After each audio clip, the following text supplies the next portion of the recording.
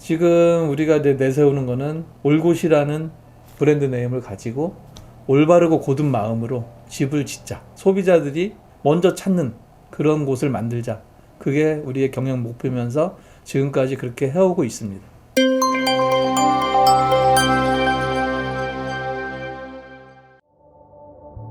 안녕하세요. 나무지협동조합 이사장 고성만입니다. 저번 시간에 이어서 오늘은 목조주택의 방수에 대해서 좀 알아볼까 해요. 일단은 목조주택에 제일 많이 쓰이는 방수 종류가 한 세 가지 정도 있는데 멤브레인 시트 방수가 있고요. 그 다음에 액화 방수, 그리고 FRP 방수, 크게 나눠져 있는데 시트 방수는 생긴 지가 그렇게 오랜 시간 되지는 않았어요. 근데 목조주택에 최적화되어 있는 그런 방수 시스템이라 첫 번째 이제 한 거고요. 그 다음에 액화 방수. 액화 방수도 좀 많이 쓰이는 방수죠, 아직까지. 그리고 FRP. FRP 방수는 사실은 좀 선택적으로 쓰는 것 같아요. 좀 그게 단점들이 좀 많이 있다라고 해서 사실은 조합에서는 쓰고 있지 않은 그런 방법입니다. 일단은 멤브레인 시트 방수는 좀 전에 말씀드렸듯이 목조주택의 최적화. 우리 조합이 이제 시작을 하면서 멤브레인 시트 방수를 여태껏 해왔는데 아직까지 하자나 AS 품목이 생긴 적이 없을 정도로 굉장히 가성비가 좋은, 글쎄요, 다른 방법에 비해서는 좀 금액이 결코 낮지 않은데 일단은 한번 시공이 되고 뜯을 수 있는 그런 제품이 아니기 때문에 조금 더 가격이 비싸더라도 아무 문제가 일어나지 않는 그런 제품을 쓰는 게 제일 좋은 방법인 것 같아요. 그래서 조합에서는 항상 시트 방수를 준비를 해서 시트 방수를 하고 있고요. 단점이라면 이제 공정에서 이제 조금 문제가 발생이 돼요. 일단 2층이나 테라스 같은 데는 방수 시트 방수를 해놓고 단수 테스트라는 걸 해요. 일단은 물을 하루 정도를 받아놓고 밑에서 새나 안 새나 그걸 확인한 후에 물이 안 샌다 했을 때 물을 버리고 그 위에 이제 나머지 시공을 해서 마감을 짓는데 1층 같은 경우는 그걸 확인이 안 되거든요. 그래서 1층 같은 경우는 어쩔 수 없이 조합에서는 액체 방수를 이제 하고 있는데 액체 방수는 이제 종류를 보면 여러 가지가 있죠. 일단은 비노출 우레탄, 이제 오토플렉스. 시험 성적서상에서는 일단 타설 후에 4시간이면 타일 작업이 가능하다라고 이제 매뉴얼에는 돼 있거든요. 일단은 다른 제품에 비해서 그게 이제 시공성이 좋다 보니까 조합에서는 그 오토플렉스라는 그 제품을 지금 많이 선호를 해서 쓰고 있어요. 그러니까 타일 작업이 내일 이루어진다 그러면 전날은 조금 무리가 있겠지만 그 전전날 정도 이제 시공을 하고 타일 작업이 들어가면 아무래도 데미지나 이런 것들이 없으니까 그래서 그렇게 이제 좀 선호를 하고 있습니다. 그리고 FRP 방수는 일단은 걔는 수축 팽창을 전혀 하지를 않아요. 말 그대로 시공을 했을 때 이제 탈락의 위험이 있어서 일단은 조합에서는 좀 선호하지 않는 그런 방법 중에 하나입니다. 여기에는 2층 화장실이 한 군데, 그리고 테라스가 한 군데, 화장실 하나. 그러니까 방수를 해야 될 장소가 세 곳이 있었는데 2층은 한경이가 돼 있고 그다음에 테라스도 한경이 방수로 시공을 했어요. 일단은 화장실도 굉장히 중요하지만 담수 테스트를 다 했고 테라스 같은 경우는 외기에 노출된 부분이라 기후 변화도 많고 여러 가지 그렇게 이제 변화되는 모습들을 많이 이제 보여지기 때문에 좀 추가적으로 방수 작업을 좀 더 했어요.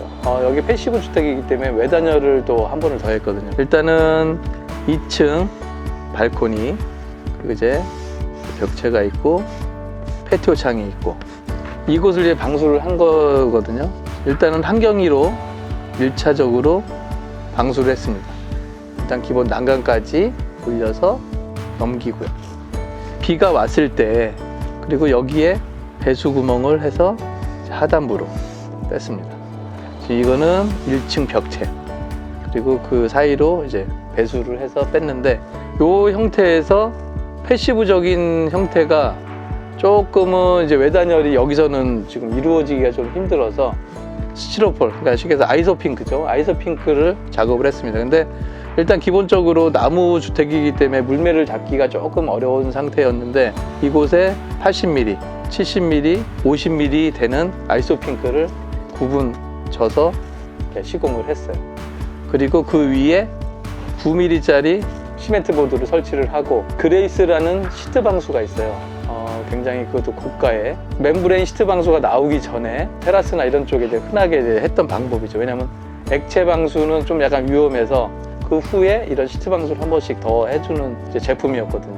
그게 많이 쓰이는 부분은 뭐 많이들 들어보셨겠죠. 아이스댐이라고 겨울에 지붕면에 눈이 왔어요. 눈이 와서 한낮에는 태양을 보면서 이제 이게 녹아서 조금씩 밑에서 밤 동안에는 어는 거예요.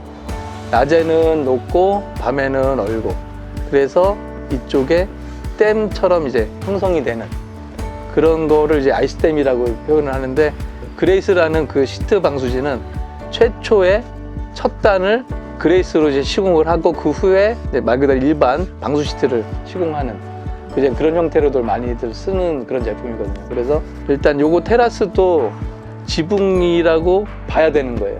그래서 이 현장에서도 시공을 했거든요. 일단은 그레이스를 300mm 폭으로 이제 길게 켜서 이 부분, 그리고 벽과 벽이 만나는 이 부분, 코너 부분을 일단 300으로 먼저 이렇게 시공을 하고, 각진 이 모서리에 완충제죠. 이 완충제를 넣고 시공을 하고, 바닥면을 그레이스를 정확하게 잘라서 이 지점부터 시공을 하는 겁니다. 그래서 수축팽창이 일어났을 때 얘가 끊기지 않는 그런 제품으로 문제를 일으키지 않는, 말 그대로 300폭으로 켜서 이 부분, 그러니까는 이 부분에 먼저 시공을 하고 그 다음에 시트가 이렇게 가는 형태, 하자를 완벽하게 처리했던 그런 기억이 있습니다. 그래서 이번 현장도 오랜 시간 동안 방수에는 크게 문제가 없을 것으로 생각됩니다. 일단 기본적으로 멤브레인 시공을 했고 그 위에 또 한번 그레이스 시공을 했기 때문에 안전하다고 감히 말씀드릴 수 있습니다.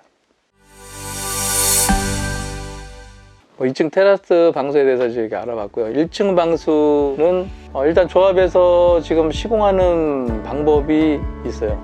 일단은 모든 배관들은 바닥에서 이렇게 다 올라와 있는 형태예요. 하수 같은 이제 그 배관을 바닥면에 맞춰서 자릅니다. 바닥면에 맞춰서 자르고 오토플렉스 시공을 다 하죠. 그리고 잘라진 부분에 오토플렉스 밴드가 있는데 그걸로 이제 덮어서 시공을 합니다.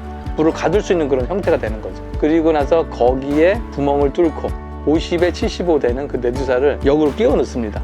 그러니까 테이핑을 하지 않고 본드 처리를 하지 않고 이제 끼워 넣음으로써 혹시라도 어디 다른 곳에서 발생되는 그런 물들이 글로 모여서 바로 이제 배관을 타고 내려갈 수 있게 그런 형태로 방수 작업을 하고 있고요.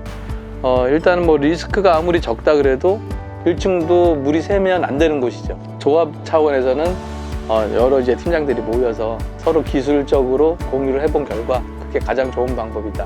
바닥이 있고 파이프가 이렇게 올라와 있었죠. 이게 75mm 보통 파이프를 씁니다. 근데 이거를 컷을 하죠.